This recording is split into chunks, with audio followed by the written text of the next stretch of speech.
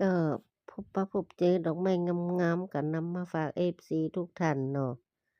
อันนี้ก็ข้างกว้านพะเยานี่เนาะร้านอาหารเพิ่นก็เรียกคนเข้าร้านเนาะปลูกดอกไม้งามๆมาถ่ายรูปกัน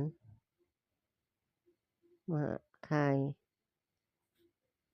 คลิปน่ะเจ้ามาทำคอนเทนต์กันเนาะ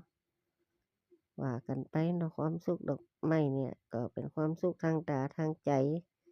ไปที่ไหนปะดอกไม้งามๆที่เพิ่นประดับอยู่หน้าร้านมันก็น่าพอน่าชมนะเจ้าทางร้านมันก็เรียกคนเข้าร้านเนาะเป็นของธรรมดายามใดอืมมันเหมาะหูเหมาะตาเขาก็ย้ากระทำมาเนาะเราไปปะใส่เขาก็ย้าคอนเทนต์ถ่ายรูปกลับมาเจ้า